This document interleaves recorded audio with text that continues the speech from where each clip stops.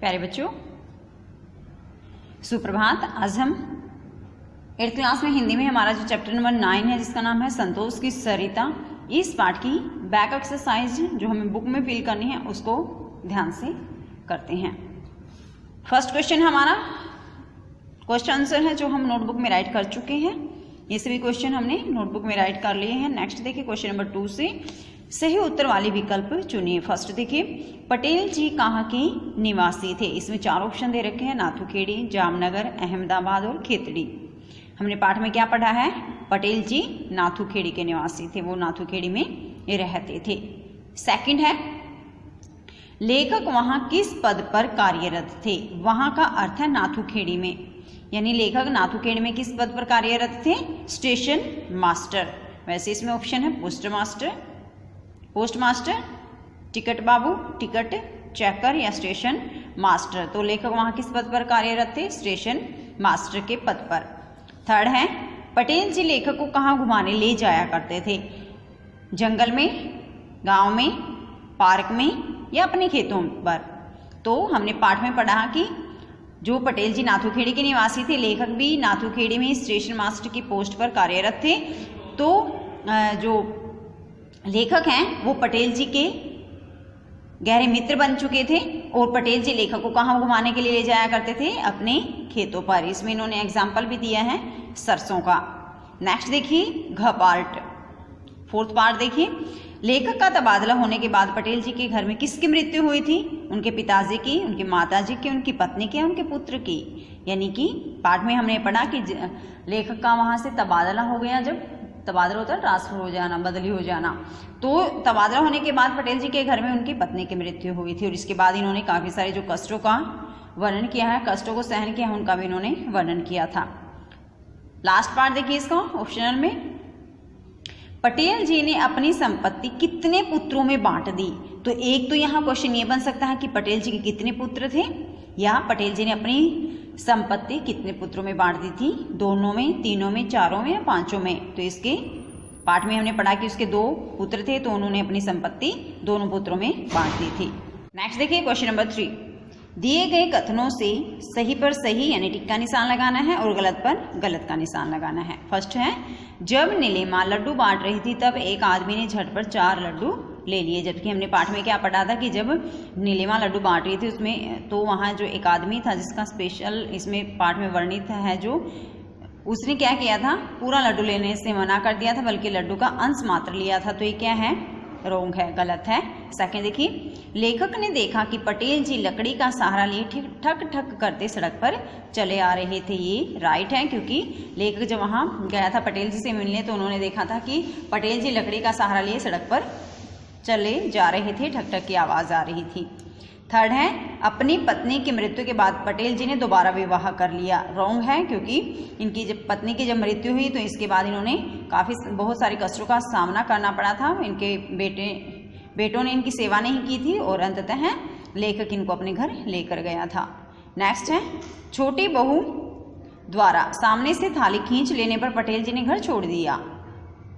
Right है, क्योंकि पाठ में जैसे हमने पढ़ा उनके बेटे बहू उसकी सेवा नहीं करते थे, लेकिन इस वजह से उन्होंने घर नहीं छोड़ा था। बल्कि जब एक दिन इनकी छोटी बहू ने सब्जी में नमक नहीं डाला था और जब पटेल जी ने शिकायत की थी तो छोटी बहू ने उनके सामने से थाली खींच ली तो इसी वजह से पटेल जी ने घर छोड़ दिया था। फिफ्थ पार्ट देखिए इसका, नीलिमा का मानना था कि बुजुर्ग पूजनीय होते हैं, उनकी दुआ से घर में सुख चैन और समृद्धि आती है। राइट है, क्योंकि इस पाठ में लेखक ने वर्णन किया है कि नीलिमा के कारण ही वह पटेल जी को अपने घर पर ला सका था और नीलिमा ने उनकी बहुत सेवा की थी। जब नीलिमा ने कहा था कि बुजुर्ग पूजा के योग्य होते हैं और उनकी दुआ से घर में सुख चैन और समृद्धि आती है, तो नीलिमा की ये बातें सुनकर ही लेखक को ये महसूस हुआ कि मैं पटेल जी को अपने घर ला सकता हूँ। तो ये राइट है। नेक्स्ट देखिए, पटेल जी को अपने घर में छोड़कर लेखक सचमुच ट्रेनिंग पर चले गए थे। रॉन्ग है ये, क्योंकि पटेल जी को अपने घर पर छोड़कर लेखक ट्रेनिंग पर नहीं गए थे। उन्होंने एक तरकीब सोची थी कि अगर वे पटेल जी को कहेंगे कि मैं 1.5 महीने के लिए ट्रेनिंग पर जा रहा हूँ और पीछे से नीलिमा अकेली रहेगी, तो यह बात सुनकर जो पटेल जी हैं वो सचमुच मान जाएंगे और उनके घर आ जाएंगे। तो ये ट्रेनिंग पर नहीं गए थे बल्कि घर में ही थे और पिछले दरवाजे से ये डेली अपनी नौकरी पर चले जाते थे। लास्ट पार्ट है इसका, लेखक को काकासा अपने बाबूजी लगने लगे। राइट है, क्योंकि चैप्टर के लास्ट पैसेज में हमने पढ़ा था कि जैसे ही वो उनको बैठक में बैठे देखते थे तो बहुत संतुष्टि होती थी और उनको पटेल जी में अपने पिताजी की छवि महसूस होती थी। उनको ऐसा लगता था कि ये काकासा नहीं बल्कि मेरे पिताजी हैं। तो ये राइट है कि लेखक को काकासा अपने बाबूजी लगने लगे थे। फोर्थ क्वेश्चन, निम्नलिखित गद्यांश को पढ़कर प्रश्नों के उत्तर दीजिए। यानी यहाँ पर एक गद्यांश दे रखा है चैप्टर से ही रिलेटेड और नीचे चैप्टर से रिलेटेड ही क्वेश्चन दे रखे हैं। जैसे यहाँ दिया है, स्कूटर की आवाज़ सुनकर नीलिमा फुर्ती से बाहर निकली। यानी कि जब लेखक पटेल जी को अपने घर लाते हैं तो जैसे ही स्कूटर की आवाज़ सुनाई देते हैं नीलिमा को, नीलिमा बड़ी फुर्ती से बाहर निकलती है। स्कूटर से झटपट उसने काकासा का सामान उतारा। तो वह देख लेती हैं कि जो लेखक हैं ज्वाला प्रसाद जी वो पटेल जी को ले आए हैं। तो ये फटाफट से उनका सामान उतारती हैं। मैं काकासा को सहारा देकर बैठक तक लाया। मैं का अर्थ है लेखक। लेखक कहते हैं कि मैं काकासा को यानी पटेल जी को सहारा देकर बैठक तक ले आया।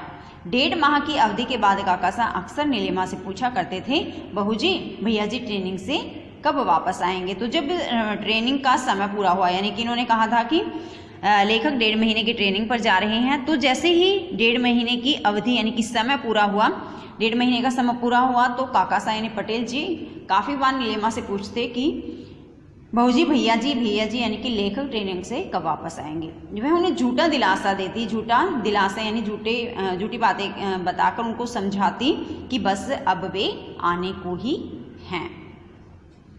इससे रिलेटेड फर्स्ट क्वेश्चन देखिए, नीलिमा किसकी आवाज़ सुनकर फुर्ती से बाहर आई। तो हमने क्या पढ़ा इसमें, स्कूटर की आवाज़ सुनकर। तो नीलिमा स्कूटर की आवाज़ सुनकर फुर्ती से बाहर निकली। सेकंड क्वेश्चन, उसने किसका सामान स्कूटर से उतारा। तो हमने इसमें क्या पढ़ा है कि उन्होंने काकासा का, स्कूटर से झटपट उसने काकासा अगर आपसे पूछा जाए तो काकासा है पटेल जी और इनका पूरा नाम क्या था, भैरूलाल पटेल जी। क्वेश्चन देखिए, काकासा को क्या कहकर नीलिमा झूठा दिलासा देती थी। काकासा को नीलिमा ने झूठा दिलासा देते हुए कहा कि उनके पति कुछ ही दिनों में आने वाले हैं। जैसे इन्होंने कहा था कि बस अब वे आने को ही हैं, तो ये कहकर वे उन्हें झूठा दिलासा देती थी।